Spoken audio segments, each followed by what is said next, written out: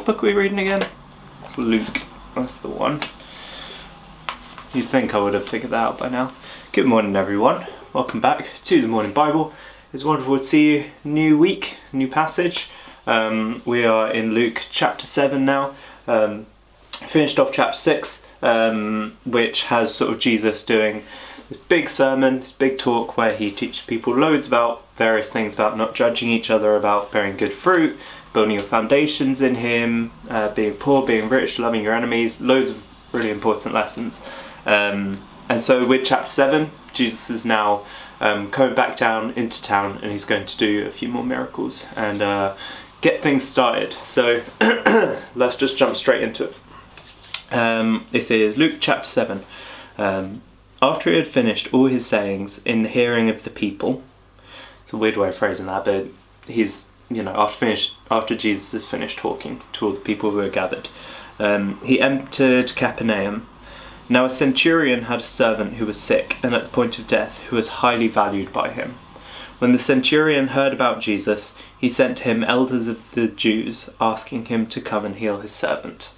So centurions at the time, they were Roman officers. A centurion, cent means 100, so a centurion was in charge of 100 soldiers, basically. So they were a fairly high up Roman officer. And typically the Romans weren't that well liked by the Jewish people because they didn't believe in the Jewish God, they didn't hold any of the Jewish traditions, and they were kind of this empire who was in charge of all these people who kind of ruled over them, and so they weren't massively popular among most Jewish people. But this centurion is a bit different, as we'll see. So he sent a group of elders, Jewish elders, to go and speak to Jesus. And when they came to Jesus, they pleaded with him earnestly, saying, "He is worthy to have you do this for him, for he loves our nation, and he is the one who built us our synagogue." So the synagogue they're referring to here, synagogue is like the Jewish place of worship. This synagogue specifically, we've already been in the book of Luke. This is the synagogue they visited back in chapter 4, when Jesus gets the demon out of the man. He rebukes the demon and it comes out of the man. That happens in this specific synagogue that this centurion helped them to build. And so, yeah, typically centurions weren't that well liked, but this one, the Jewish people clearly like a lot. He's someone who's supported their community, who's helped them build their synagogue, who's seems to be a very good, upstanding kind of person. And they tell Jesus he is worthy. And this is coming from the Jewish elders as well. So these guys have a lot of weight behind their words, and they have a lot of influence. And so Jesus went with them. Not because they were the Jewish leaders, but because they said, this guy has been really good to the Jewish people. He's been a really good ally. And Jesus went with them. When he was not far from the house, the centurion sent friends, saying to him, so the centurion gets word that Jesus is coming, and he sends out some friends to intercept Jesus, saying to him, "Lord, do not trouble yourself, for I am not worthy to have you come under my roof. Therefore I did not presume to come to you. But just say the word, and let my servant be healed. For I too am a man set under authority, with soldiers under me. I say to one, go, and he goes, and another, come, and he comes. And to my servant, do this, and he does it." So this centurion, he hears word that Jesus is coming to him. He sends out people to intercept Jesus, to stop him. He basically says, "Look, I'm not worthy. Don't waste your time coming to my house. I'm just some humble guy. I'm not, deserving of you being under my roof." And the centurion goes on to say, he says, "I have this authority put into me, that I can tell a soldier to do this and the soldier will do it, and a servant to do this and the servant will do it." And so he's saying, "Look, I have this authority, so I understand how that authority works, but I see that you have the authority of God in you. And so I fully understand that you don't need to even come here. You can just say the words and it will happen because you have that authority." And so that's a huge testament of faith that he's like, "Look, I really need my servant healed. I really like this guy. I really want him to be healed. But equally, I recognise that, Jesus, you don't even need to come here to heal him, and that I don't deserve you coming here to heal him. I recognise that all you need to do is say, be healed, and it will happen.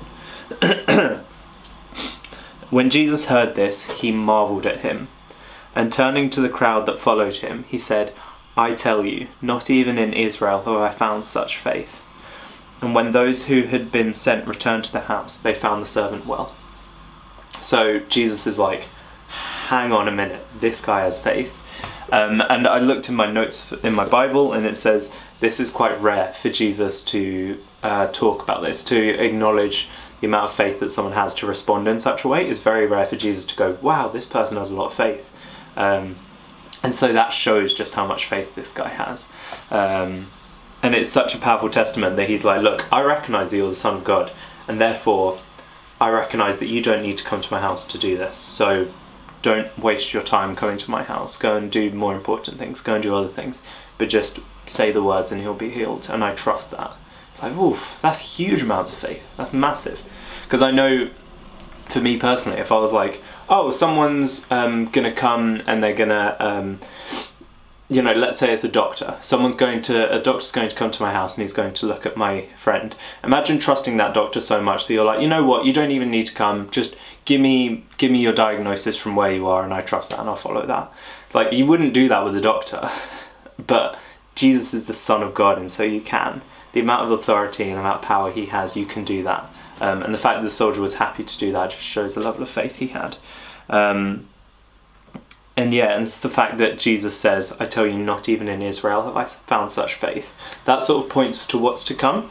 So far, the Jewish people, they are kind of exclusively God's people. God made the covenant with Abraham. He made this promise with Abraham that said, all of your descendants will be my people. There'll be as many as the stars, but it's this specific bloodline. And so there's always this bloodline of people that were God's chosen people. This centurion was not part of this bloodline, but Jesus sees the faith he has, and he acknowledges that, and he says, not even in Israel have I found such faith. And so this points the way of what's to come, where Jesus is going to open up that door. So it's not just the Jewish people, it's not just this specific bloodline, but it's everyone in the world can come into God's presence, come into God's family. It's just really cool. It's a massive encouragement. And it's the fact that Jesus is like, yeah, of course, cool, he's healed, done. You have the faith, you clearly believe in me this much, that of course I'll just do it. I'll just heal him.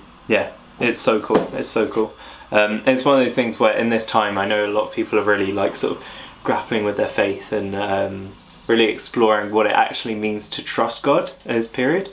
And so to see the faith that this centurion has, where he's like, God, you don't even need to come here. I trust that you'll do it. It's a challenge to us of, do we have that much faith? I know for me personally, trying to look for jobs and things like post-coronavirus, it's a bit scary. But to just have that trust of like, yeah, God's got me, it's fine. That's a big challenge and a real encouragement. We're going to end things there. Thank you very much for watching. I hope you've had a good weekend and are looking forward to a good week. I'm sure we won't be in lockdown for too much longer. Love you all. Stay safe, stay indoors, stay hydrated. I don't know, I feel like that's an important one with the weather getting nicer. It's raining right now, but I'm sure the weather's getting nicer soon. Do all the above. Look after yourselves, and I'll see you all tomorrow. Much love.